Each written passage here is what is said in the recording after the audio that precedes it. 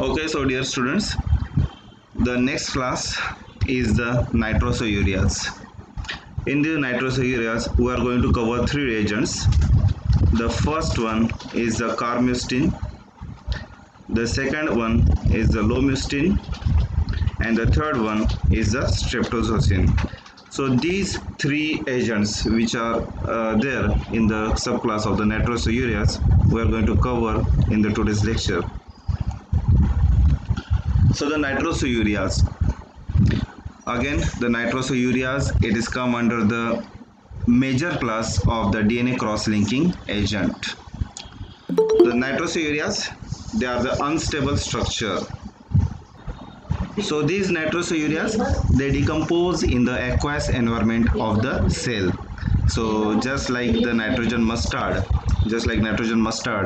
the nitrogen mustard also decomposed in the aqueous environment of the cell. So just like nitrogen mustard, these nitrosoureas also decompose in the aqueous environment of the cell. The non-enzymatic fragmentation, it is stimulated by the loss of proton from the urea moiety. Before just reading these paragraphs, directly we will cover the pathway. Okay, so if you check out this pathway, then it is better to understand you very easily. Okay, so if you check out, now this is the structure of the nitrosoureas. Okay, this is the structure of the nitrosourea. Now by dehydrogenation, one of the proton from the urea, it is get eliminated and results in the formation of this oxazolidine derivative. So results in the formation of this oxazolidine derivative. Then later on, this oxazolidine derivative, it is get degraded into the vinyl diazotic acid and the isocyanate.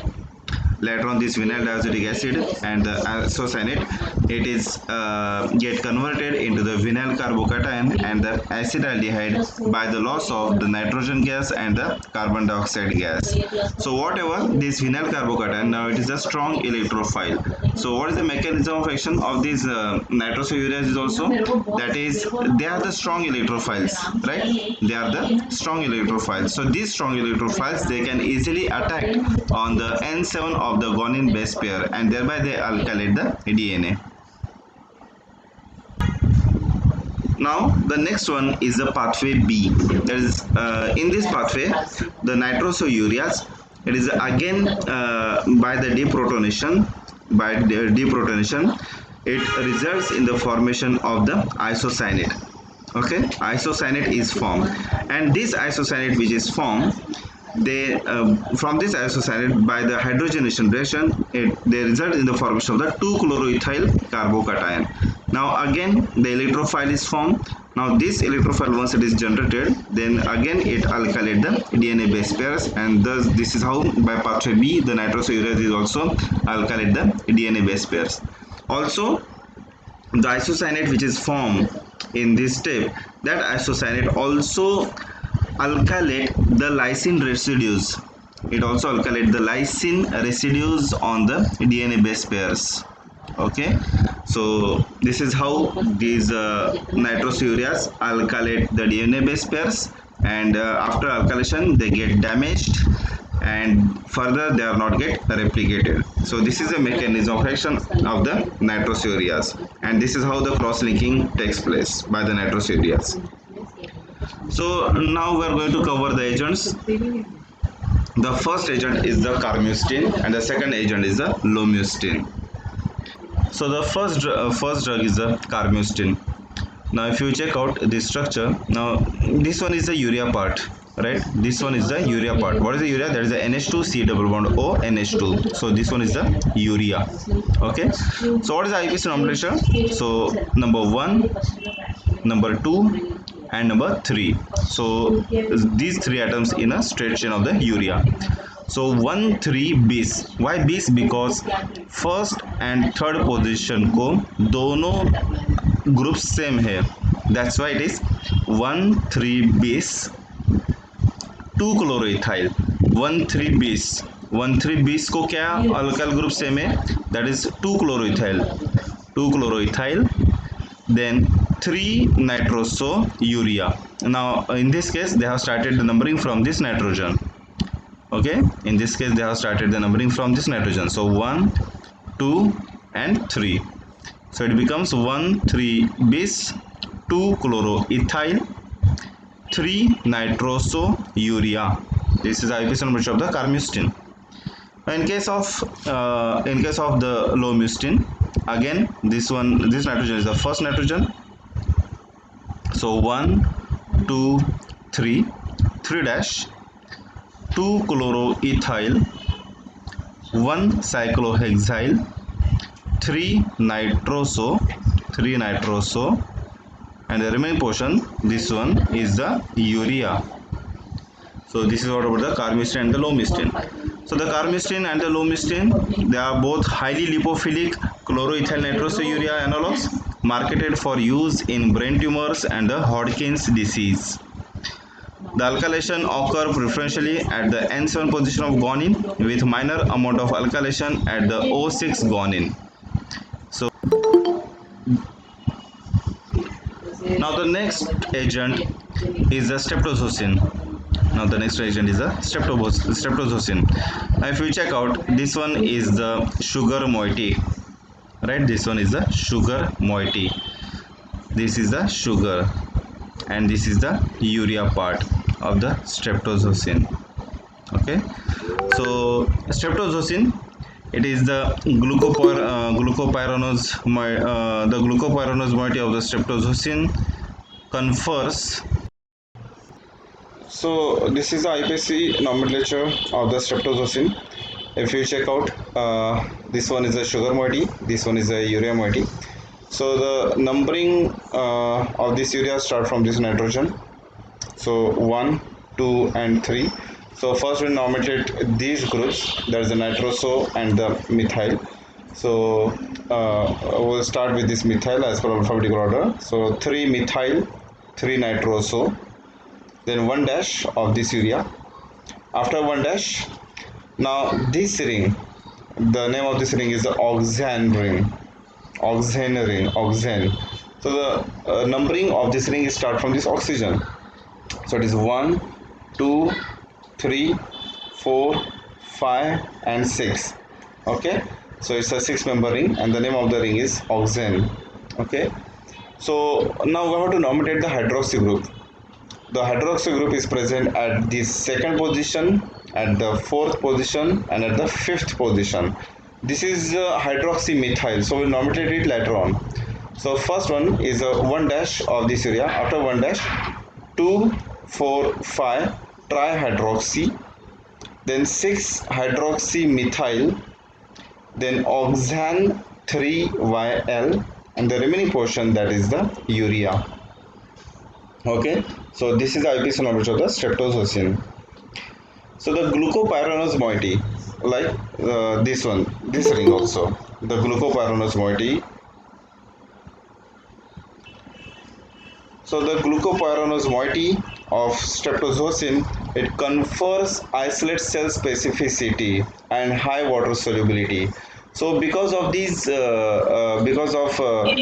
specificity towards the isolate cells, this Streptozocin is used in the carcinoma of the isolate cell. Okay, that is, isolate cells are present over here in pancreas. So this Streptozocin agent, because of its specificity towards the isolate cell, this agent is used in the metastatic isolate cell carcinoma of the pancreas.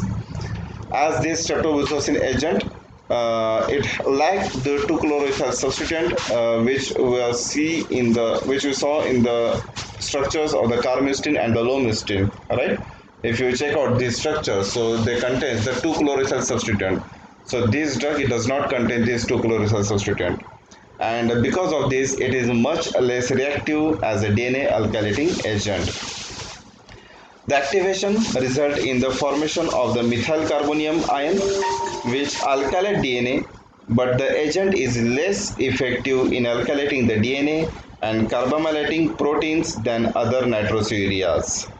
So generally, because of the absence of this 2-chloroethyl substituent which is present in the Carmustine and Lomustine, so this agent, it does not contain this 2-chloroethyl group.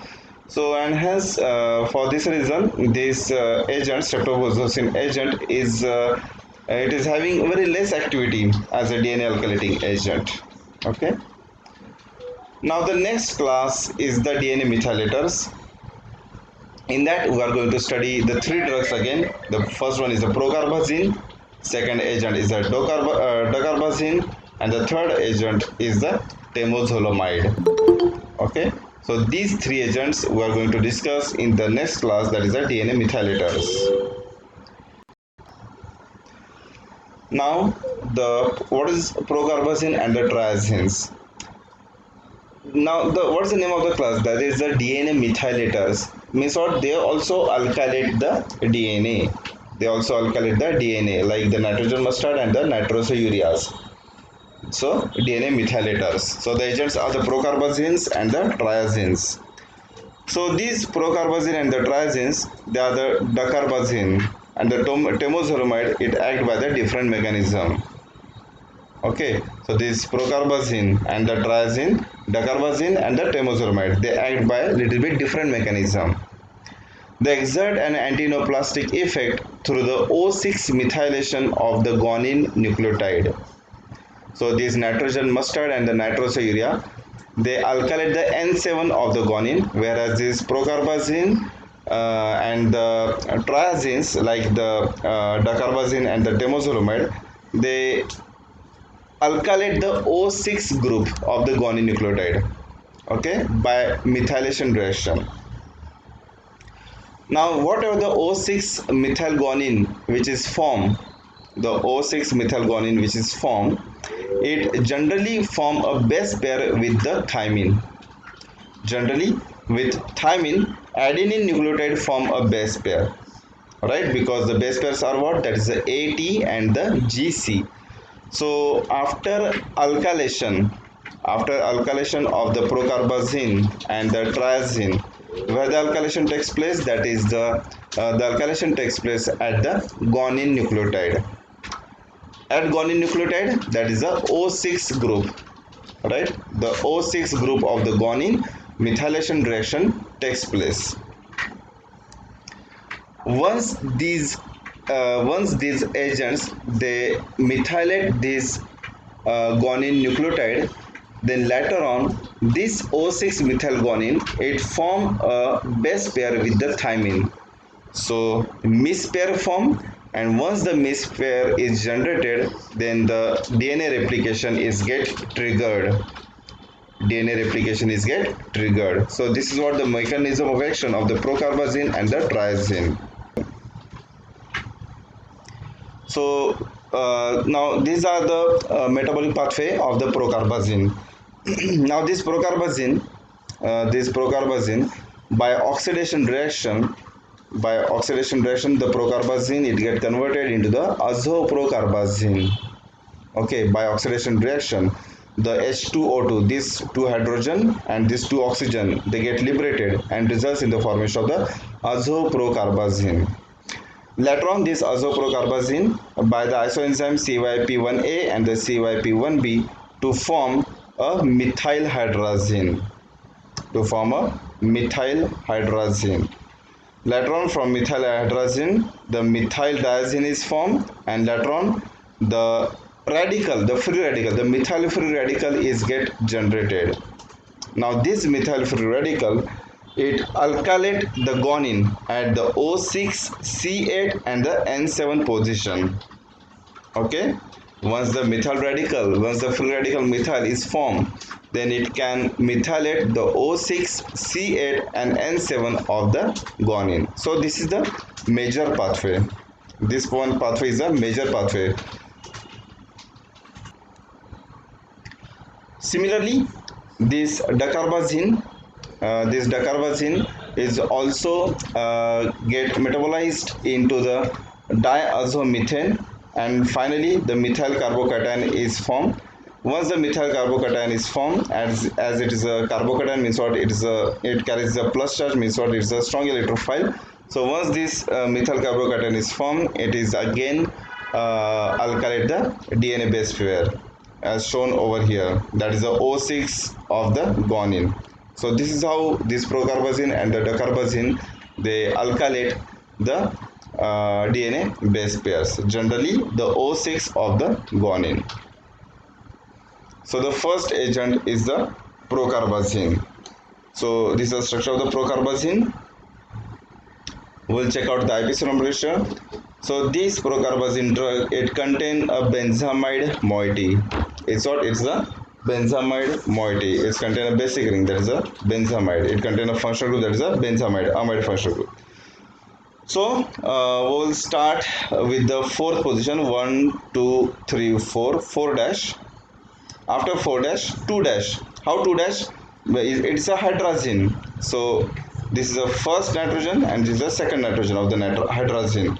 So after 4 dash, 2 methyl hydrazine 1YL methyl, then N dash of benzamide, N dash propan 2YL, and this portion is the benzamide.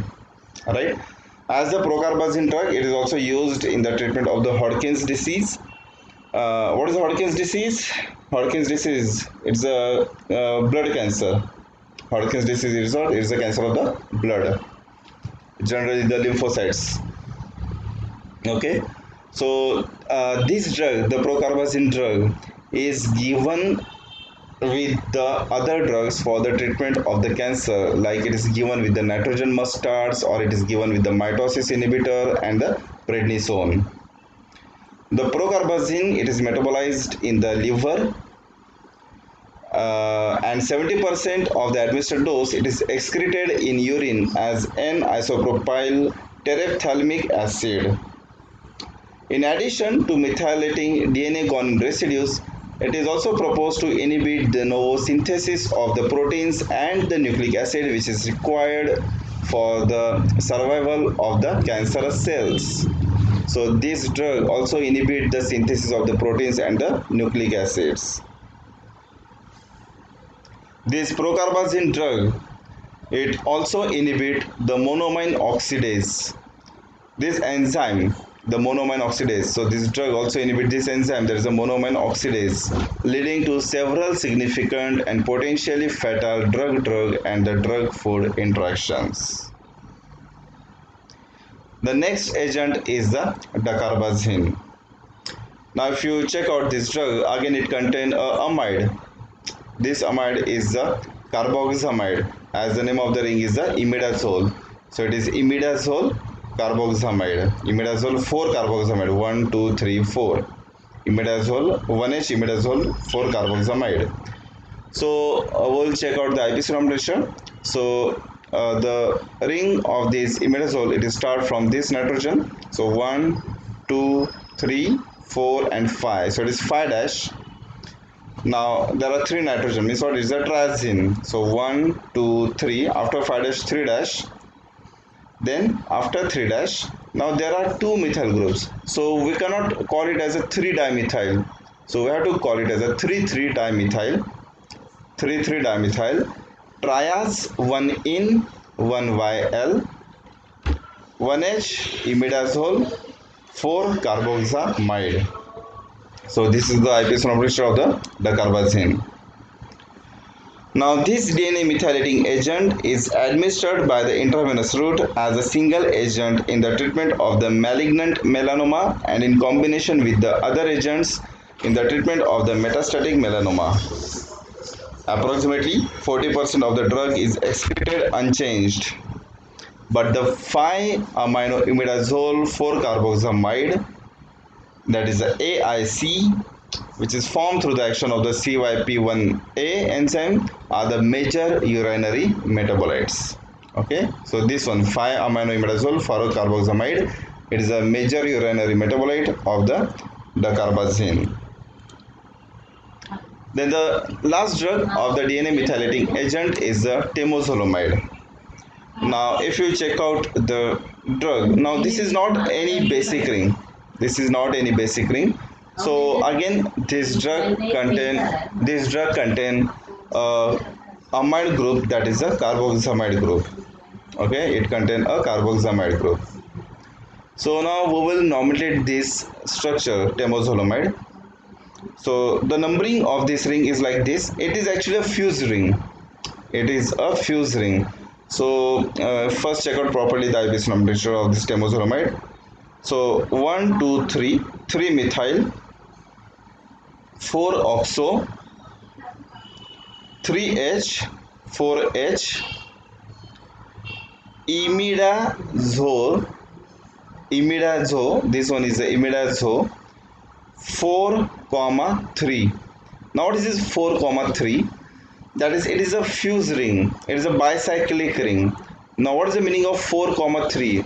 That this is a bridge. This is the bridge, and to this bridge, to the left side, there are 4 atoms in the bicyclic ring. See, 1, 2, 3, 4. This is a bridge, right? And to this bridge, to the left side, there are 4 atoms. 1, 2, 3, 4. That's why 4 is there. And to this bridge, to the right side, there are 3 atoms. So 1, 2, and 3. And that's why it is 4, 3. Okay. Later on, the nitrogens, where the nitrogens are present, 1, 2, 3. So 1, 2, 3, and at the 5th position nitrogen is there. So 1, 2, 3, 5, tetrazine. And now this nitrogen, it is considered in the imidazole ring. This nitrogen is considered as a imidazole ring, because imidazole ring contain nitrogen. So this nitrogen is taken into the consideration of the part of the imidazole ring. So tetrazine, 1, 2, 3, 5 tetrazine, 8 carboxamide. So 5, after 5, 6, 7 and 8 carboxamide. So this imidazole tetrazine derivative is administered orally in the form of the capsule for the treatment of the glioblastoma multiforme or in patient with the anaplastic astrocytoma who have not responded to procarbazine or the nitrosoureas.